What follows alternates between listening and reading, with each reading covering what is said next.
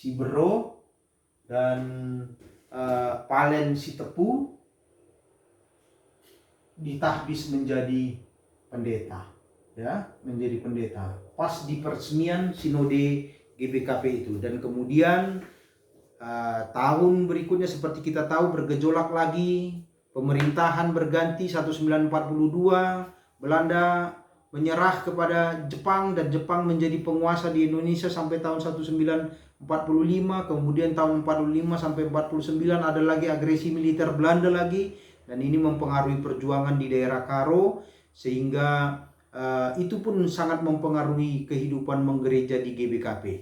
Nah, saya pikir itu saja dulu yang saya sampaikan. Saya akan berhenti sampai di sini untuk gereja Karo ini. Ada satu lagi sebetulnya gereja Metodis yang harus saya jelaskan, tapi saya berharap atau saya ingin ini menjadi tugas bagi kalian, bagi mahasiswa-mahasiswa yang mengontrak mata kuliah sejarah gereja Sumatera Utara ini.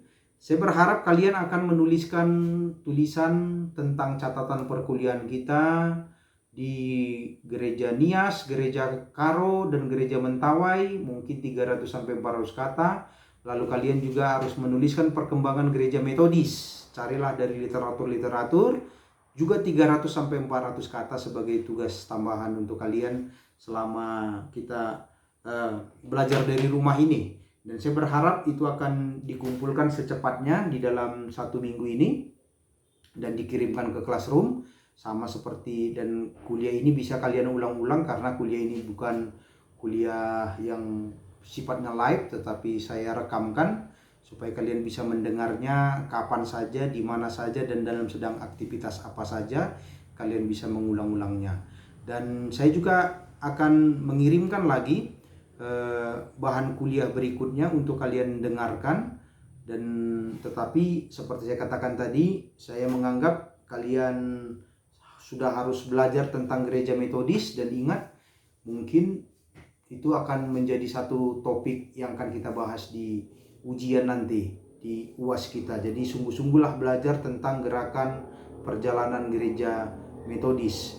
Lalu satu lagi, bibit-bibit konflik yang ada di gereja Batak juga kalian harus pelajari. Mungkin nanti saya akan mengirimkan beberapa tulisan tentang itu dan bisa menjadi referensi bagi kalian, dan juga sebagai bahan untuk ujian akhir semester yang saya rencanakan kita akan melakukannya dengan take home. Dan saya pikir sabar saja, saya akan menulis lagi atau berbicara lagi, merekamkan lagi bahan kuliah untuk bisa kalian nikmati di dalam sejarah gereja umum ini. Dan saya berharap kita akan menyelesaikan persis 17 pertemuan nanti di akhir pertemuan kita. Maka ketua kelas silahkan laporkan ke saya sudah berapa absen yang kalian tanda tangani sampai hari ini, dan bagaimana perkembangan tugas akhir semester.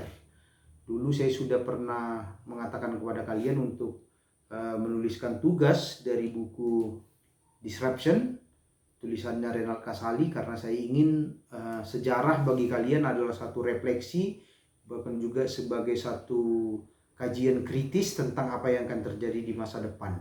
Itu yang saya harapkan, itu makanya buku Renald Kasali yang saya rekomendasikan untuk menjadi tugas. Tetapi bila kalian kesulitan menerima, kesulitan untuk mencari buku itu, maka kalian boleh WA saya untuk menyatakan bahwa kalian tidak sanggup, ya, tidak sanggup untuk menuliskan kajian dari bukunya Disruption, dan silahkan menawarkan judul yang lain atau minta judul buku yang lain untuk kalian tuliskan sebagai bahan untuk tugas akhir semester. Demikian saja pertemuan kita hari ini. Saya berharap kalian tetap bersemangat untuk mengikuti perkuliahan selanjutnya, dan semangat terus untuk hidup di dalam kenormalan yang baru, berusaha untuk tetap menjaga kehidupan yang sehat dan bersih, dan selamat berjuang untuk menjadi berkat bagi dunia ini. Terima kasih, Horas. Sampai ketemu kembali.